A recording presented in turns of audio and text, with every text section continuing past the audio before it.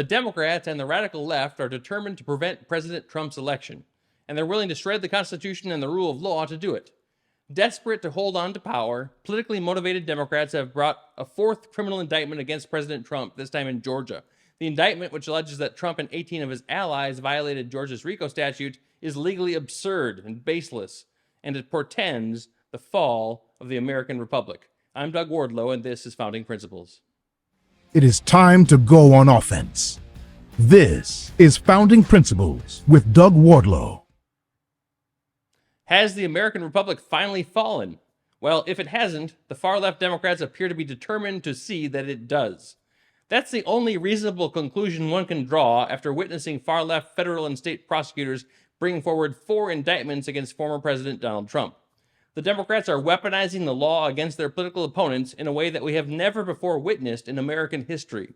They are throwing the rule of law out the window as they seemingly focus on a singular goal: holding on to power at all costs by making sure that President Trump is never reelected. The most recent 4th indictment, brought forward by Fulton County, Georgia District Attorney Fani Willis, charges Trump and 18 others, including lawyers and political supporters, with violation of Georgia's RICO statute, a law originally designed to hold high-level mobsters to account for their involvement running criminal enterprises.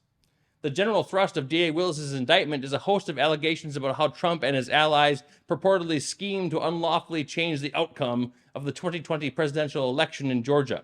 The introduction to the indictment states that Trump lost the 2020 election in Georgia and that Trump and the 18 other defendants refused to accept that fact, but instead joined a vast conspiracy to flip the election over to Trump. Never does the indictment explain how contesting the results of an election, something political campaigns in America do frequently all across the country in every single election cycle, could possibly constitute an unlawful conspiracy. What's more, criminal liability under a RICO statute generally requires that the persons charged be found guilty of predicate criminal acts in furtherance of a larger criminal enterprise. In the case of the Georgia DA's indictment, the indictment appears to allege in general that the Trump campaign itself, beginning on Election Day or thereabouts, is itself the criminal enterprise for RICO purposes. That's absurd, of course, especially when you consider that the vast majority of the predicate acts alleged as furthering the conspiracy to overturn the election in Georgia are completely lawful activities that involve political speech. So let's look at a few of the overt acts alleged in the indictment. Take Act number 20, for example. Here, the indictment alleges that Donald Trump sent out a tweet from his Twitter account stating that Georgia hearings about the elections were being televised on OANN, and that Trump's tweet was an overt act in furtherance of the conspiracy. Or consider the alleged overt act in furtherance of the conspiracy number 30. There, the indictment states that Trump placed a phone call to Georgia Senate President Butch Miller. The horror! How dare the President of the United States talk to a state legislator on the telephone? Presumably, Trump talked to Senator Miller about election fraud in Georgia. Last time I checked, Americans are allowed to discuss their opinions about political matters with elected representatives. That is not a crime, and it can't form any basis for a RICO violation. The first overt act in furtherance of the conspiracy alleged in the indictment is perhaps the most ridiculous. The day after the election, President Trump made a nationally televised speech declaring victory. Not only that, but President Trump discussed a draft of that speech with someone before he delivered the speech. As you can see, the indictment is sheer lunacy. But what about that famous phone call that President Trump had with Georgia's Secretary of State, Brad Raffensperger?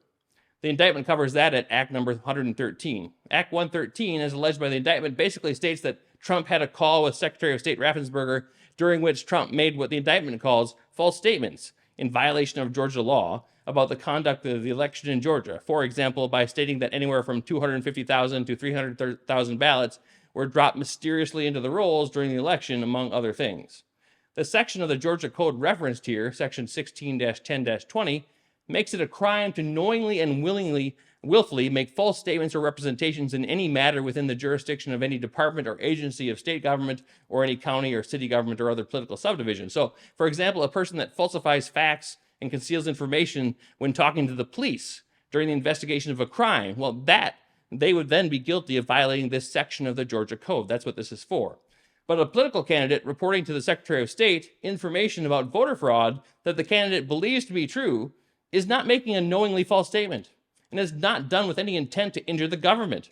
Quite the contrary, Trump made these statements because he was trying to vindicate his rights as he saw them and make sure that the government was aware of information concerning voter fraud being perpetrated against the government and against the voters of Georgia. So you must be thinking, what is criminal about any of that? Indeed, what is criminal about any of the things that I've mentioned? Well, the answer is nothing at all. But here's an even more important point. All of the things that I just discussed are actually protected speech and expression.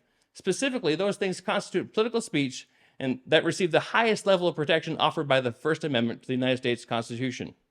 Here's the thing. A district attorney can't cobble together a bunch of completely legal, constitutionally protected political speech, expression and actions and transform that into a criminal RICO violation just by saying that they're all part of some conspiracy.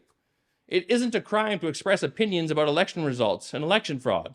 It isn't a crime for a candidate to express his opinion that election fraud tainted an election and that the candidate was the rightful winner. And it isn't a crime for a candidate to put forward legal theories and pursue legal remedies to contest election results and pursue his legal rights. If those things were crimes, Al Gore and Hillary Clinton and Stacey Abrams should have all been indicted long ago. But in America, opinions about elections are protected speech that the government cannot punish or suppress without running afoul of the First Amendment. Not only is just about every single act alleged in the indictment protected political speech, but the facts laid out in the indictment also constitute an attempt by the Trump campaign to petition the government for the redress of grievances. And the First Amendment also expressly prohibits the government from abridging the right of the people to petition the government for the redress of grievances. Clearly, the leftist Democrats who brought the indictment forward don't care about the First Amendment. What they are attempting to do is shoehorn the facts into a pattern where they can make out a criminal violation no matter how weak the legal basis. Then they're going to get in front of a jury packed with Democrats, because that's what a jury in Fulton County will undoubtedly be, and try to get a conviction in advance of the next election. They don't care that the conviction will almost certainly be overturned on appeal. They don't care that the legal case is weak. Their objective is to taint President Trump in the eyes of the voters and make sure he is defeated in the next presidential election. They want to defeat Trump, and that's all that matters to them, because they see that President Trump is a real threat to the radical left's designs to monopolize political power in the United States and transform the Democratic Party into a permanent majority party while relegating conservatives and the Republican Party to permanent minority status. That's what they're trying to do. To the Democrats behind these indictments, the ends justify the means, even though in this case the means will destroy our republic. And that's because the means that they are employing, the transformation of the law itself into a political weapon and the prosecution of political opponents, will start a cycle that will be extremely difficult to end. They have opened Pandora's box. You see, in light of these political prosecutions against Trump and his allies, we, who are opponents of the far left, must not now stand against prosecuting leftist politicians who abuse legal processes or violate the law. To do so would be to allow the left's abuse and weaponization of the law to go unpunished. It would encourage further political prosecutions. The only way to stop the weaponization of the law and return to a world of fair legal process where the law is not wielded as a political weapon is to pursue legal causes of action against those who abuse legal process. In other words, once Trump and the other defendants defeat the ridiculous charges against them, whether that happens at trial or more likely on appeal, well, they must sue the prosecutors for malicious prosecution, abuse of process, and similar offenses. At the same time, Republicans in Georgia must work to impeach and remove the Fulton County District Attorney from office. And House Republicans at the national level need to bring forward impeachment proceedings against Merrick Garland and Special Counsel Jack Smith, in addition to impeaching President Biden. Only by penalizing the politicization and weaponization of the law can we hope to prevent future politically motivated abuses of legal processes. Of course, if anyone should be indicted for violating RICO, well, it should be Hunter Biden, not Donald Trump. Indeed, House Oversight Committee James Comer has correctly argued that Hunter Biden violated the federal RICO statute by opening more than 20 shell companies for the sole purpose of hiding payments that the Biden family business has received from people and entities in Ukraine, China, and other foreign countries, including entities and people with ties to the Chinese Communist Party. Well, that's actual racketeering.